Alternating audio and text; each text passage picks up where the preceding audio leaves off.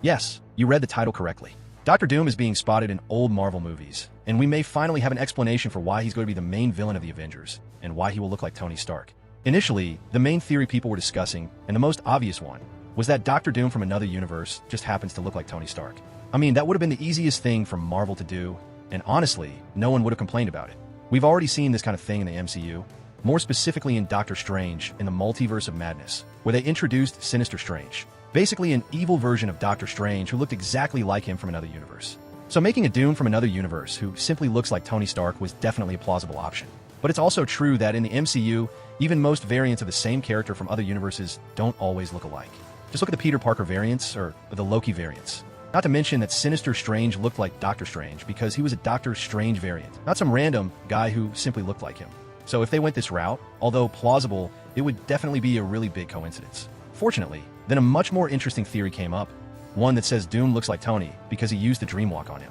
For those of you who don't remember, the Dreamwalk is the technique Strange and Wanda used in Multiverse of Madness, where they projected their consciousness into another version of themselves in another universe. And the fact that Tony is dead does not prevent this technique from being used, as we saw in Multiverse of Madness.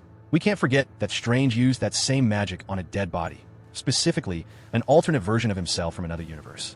The only requirement for this technique to work is that one can only use the Dreamwalk on a variant of himself. And this actually aligns perfectly with the recent news that said Doom is going to wear a mask because his face is disfigured.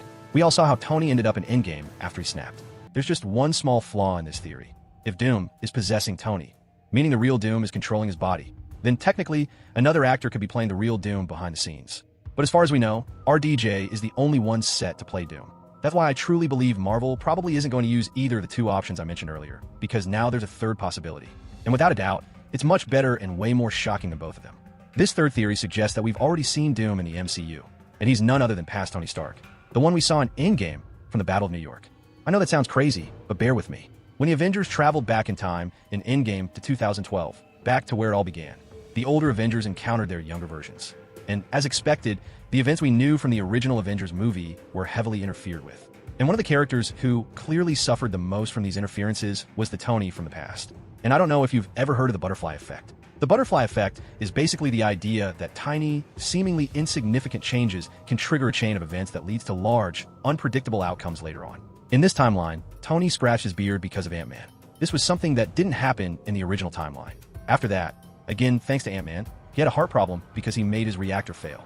These small changes in the original events probably had huge consequences in that timeline. And I'm only talking about what happened with Tony. Because let's not forget that the Captain America from the future and the one from the past also encountered each other. And maybe the most important change of all was Loki escaping with the Tesseract. And this is where this theory starts to come alive. Because that moment not only gave birth to the Loki series and all the events we saw there, but it could have also made Tony obsessed with going after the Space Stone, and especially after Loki. Because after everything he went through because of Loki in the first Avengers movie, there's no way he would rest until that villain was caught. We know how traumatized Tony was after the events of the Avengers. That was the major trigger that led him to think about creating a suit of armor around the world. And since no one really saw what happened with Loki after he disappeared, the first thing Tony would obviously do to figure it out would be to check the security footage. But when he checks that footage, he wouldn't just see how Loki escaped. He would also see the meeting between the two Captain Americas. And if that wasn't strange enough already, he'd hear the future Cap say that Bucky was alive and whisper, "Hail Hydra." So now, in Tony's mind, not only are there Hydra agents inside S.H.I.E.L.D., but even Captain America might be one of them. At that point, how could Tony trust anyone? It's not hard to imagine Tony becoming more and more paranoid, right? Right now, he can't even trust Cap. And after everything he just witnessed, the same way he used the security cameras of his tower, he would very likely also use the security cameras in New York to try to find out where they might have gone. And here, things get worse again, because by doing this, he would come across an extra Hulk and a second Tony Stark. However, Tony and Captain America disappeared from that timeline and went to 1970. This means the only one who stayed longer in that timeline was Professor Hulk. And if I remember correctly, when Professor Hulk went to 2012, he went to see the Ancient One at the Sanctum Sanctorum. This means it's very likely that Tony also went to the Ancient One's sanctuary to understand what Hulk went there to do. And that would have been the first time he had contact with the mystical arts, aka Earth's magic. Right here's another big change. Tony in the original timeline only learned about the existence of the mystical arts in Infinity War. The 2012 Tony was still very far from even meeting Doctor Strange. In this way, he discovered magic in the 2012 timeline would surely make him even more paranoid, especially after knowing that Hulk went there because half of life in the future was going to be erased, including people close to him. This was precisely the type of thing that would make him go crazy, just like we saw in Age of Ultron. After the nightmare he had where every Avenger dies, it led him to the idea of a suit of armor around the world and consequently to give life to Ultron. Now imagine him knowing that happened for real and not in a dream. So it's very likely that after that, he went looking for the Ancient One and ended up wanting to start learning magic to be as prepared as possible for the future big threats he was possibly facing. It's not hard to believe that the Ancient One would accept him, since at first, he was actually a bit like Doctor Strange, arrogant, but with a good heart. And that's how a Tony Stark would be formed, who has very advanced technology and also knows how to use magic. And guess who else uses both technology and magic? Exactly, Doctor Doom. Unfortunately, Tony would become more of a Kaecilius than a Strange, because his paranoia would lead him to become so obsessed with learning magic at such a deep level, because not only he knows half of life, and many of the close ones are going to be erased, he now can't even trust his allies. And so, over time, he might end up isolating himself, moving to a castle in Latveria. And the name changes would also make sense, because he was no longer the same person. He went so deep into a dark spiral that he no longer felt like himself. And these name changes would be a kind of symbolic rebirth. Now, apparently, there's a small flaw in this theory. It's the fact that the TVA erased that timeline where the Avengers traveled to 2012 after capturing Loki. At that time, according to TVA rules, there could only be one timeline.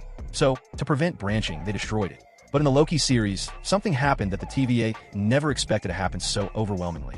The one timeline that existed started branching infinitely. And that moment is super crucial, because without it, this multiverse saga wouldn't even make sense. This moment gives rise to a new multiverse. And those infinite branches were why Loki had to sacrifice himself to save the multiverse. And since the branches were infinite, there's a high probability that the erased timeline came back to life, where all the events were exactly the same as what happened in the past in Endgame. And that would be brilliant, because the person who wanted to save the universe and the person who wants to destroy it came from the same moment. Now, this might not be what you want Marvel to do with Tony Stark, but you have to remember, Kang was supposed to be the main villain of this saga, not Doom.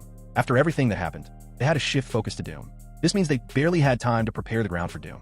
But despite that, still only introducing the main villain of what could be the biggest saga in the MCU only in the Avengers movie wouldn't be a great decision. That's why a lot of people are suspicious and believe in this theory, because this way, we would have already had contact with Doom in previous films, more specifically in Endgame. And he was right in front of our eyes the whole time. Look, if you're watching this video, it's because you're just as hyped as I am about Avengers Doomsday. And if the theory we just discussed turns out to be true, Doctor Doom is going to be the villain who will define the next decade of cinema. Now imagine having this epic figure of him in your collection, even before he's appeared on the big screen. It's that piece you'll look back on years from now and think, I already knew this guy was going to take over everything. And I'll be honest, at the moment I'm recording this, there are only 20 more figures left in stock. So, if you're thinking about starting or boosting your collection, don't waste time. If you want to take a look or add it to your collection, I left the link in the description. It's an affiliate link, which means that if you decide to buy, I get a small commission at no extra cost to you. And of course, you're directly helping the channel with that. So thank you in advance for that. With the short amount of time they have to prepare Doom for this saga, this would definitely be genius. However, if this isn't what Marvel is planning, I think they should pay attention to this fan theory and use it. We fans don't want the credits. We just want an amazing movie. But what about you? Which of the 3 theories I mentioned would you like to see used the most?